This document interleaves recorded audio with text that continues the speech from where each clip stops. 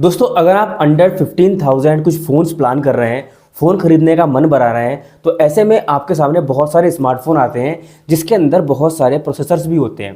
तो इसके अंदर आपको अंडर 15,000 स्नैपड्रैगन 4 Gen 2 देखने के लिए मिलता है, स्नैपड्रैगन 6 Gen 1 मिलता है, स्नैपड्रैगन 6S Gen 3 देखने के लिए मिलता है, यूनिसॉक का T760 देखने के लिए मिलता है। ये सारे प्रोसेसर्स हैं जो आपको अंडर 15,000 देखने के लिए मिल जाते हैं। तो आज के इस वीडियो में हम यूनिसॉक का T760 जो मोटो के G35 5G में आया है, जिसकी प्राइस है 10,000 रुपीज़, उसका कंपेरिजन करने वाले हैं सैमसंग के Exynos 1280 से, जिसके ऊपर बहुत सारे स्मार्टफोन सैमसंग लॉन्च करता ही रहता है। तो चलिए वीडियो को शुरू करते हैं। मेरा नाम है MK सिंह, आप देख रहे हैं technical MK Singh YouTube channel. आपको टेक वीडियो में टेस्ट है, चैनल को सब्सक्राइब कर लीजिएगा और बेल आइकन भी प्रेस कर लीजिएगा ताकि आपको डेली टेक वीडियो देखने के लिए मिलती रहे।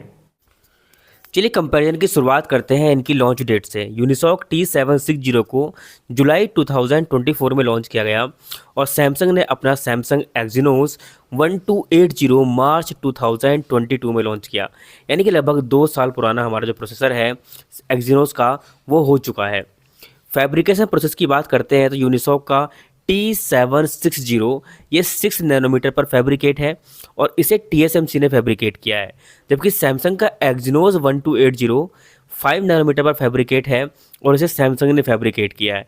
देखिए फैब्रिकेशन प्रोसेस जितनी कम होती है उतना ही फ़ोन आपका पावर एफिशिएंट होता है, उतनी ही वो पावर कम लेता है। तो यहाँ पर तो Exynos 1280 बाजी मार लेता है। आर्किटेक्चर की बात करते हैं तो 64 बिट ऑक्टा-कोर आर्किटेक्चर पर ये बेस्ड है। परफॉर्मेंस की बात करते हैं तो यूनिसॉक के T760 में 4+4 का कॉम्बिनेशन है, यानी कि 4 कोर परफॉर्मेंस कोर्स हैं और 4 कोर एफिशिएंसी कोर्स हैं, जबकि सैमसंग Exynos 1280 में 2+6 का कॉम्बिनेशन है, जहां 2 कोर परफॉर्मेंस कोर्स हैं और 6 कोर एफिशिएंसी कोर्स हैं।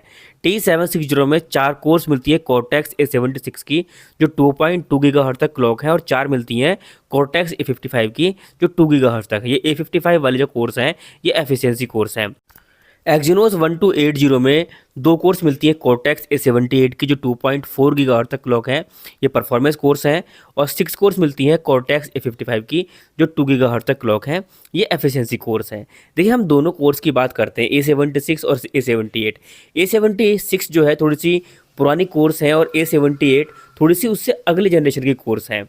और हमेशा से कॉर्टेक्स की जो कोर्स होती हैं जब भी नेक्स्ट जनरेशन में वो आती हैं तो वहाँ पर उनकी जो परफॉर्मेंस है वो कम से कम 40% तक बूस्ट होती है। तो ऐसे में हम ये क्लियरली कह सकते हैं कि Exynos 1280 की जो सिंगल कोर परफॉर्मेंस है वो बेटर होगी। लेकिन यहाँ पर 4 कोर्स मिलती है Cortex A76 की, तो जो मल्टी कोर परफॉर्मेंस है वो यूनिसॉक T760 की अच्छी होने वाली है। अगर GPU की बात करते हैं तो यूनिसॉक T760 में मालिका G57 MP4 GPU यूज़ हुआ है जो 650 मेगाहर्ट्ज़ तक क्लॉक है, और सैमसंग Exynos 1280 के अंदर मालिका G68 MP4 GPU यूज़ हुआ है जो कि 972 मेगाहर्ट्ज़ तक क्लॉक्ड है। देखिए दोनों की जो जनरेशन है उसमें काफ़ी डिफरेंस है। जो G57 वाली सीरीज़ है, G5 वाली सीरीज़, वो G6 वाली सीरीज़ से ऑब्वियस सी बात है कि वो वीक है। तो ऐसे में ये क्लियर हो जाता है कि Exynos का 1280 यूनिसॉक के T760 से बेटर गेमिंग कर सकता है, दैट्स क्लियर। तो यहाँ पर भी Exynos 1280 विनर है। बात करते हैं कैमरा की, तो यूनिसॉक T760 में सिंगल कैमरा 64 मेगापिक्सल तक सपोर्ट है और डुअल कैमरे का 20+16 मेगापिक्सल का सपोर्ट है।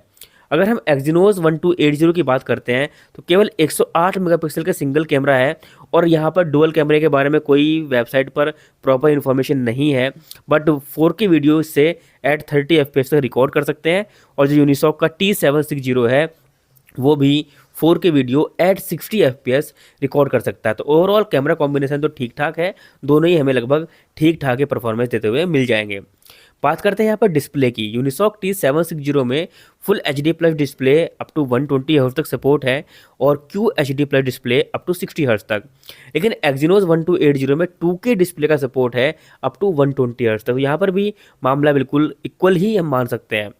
बात करते हैं रैम एंड स्टोरेज की, तो यूनिसॉक T760 और Exynos 1280 दोनों के अंदर ही हमें dual channel LPDDR 4x RAM का सपोर्ट देखने के लिए मिलता है जो कि 2133 मेगाहर्ट्ज़ तक क्लॉक हो सकती है, और मैक्सिमम जो कैपेसिटी है वो T760 32 GB सपोर्ट कर सकता है और Exynos 1280 8 GB।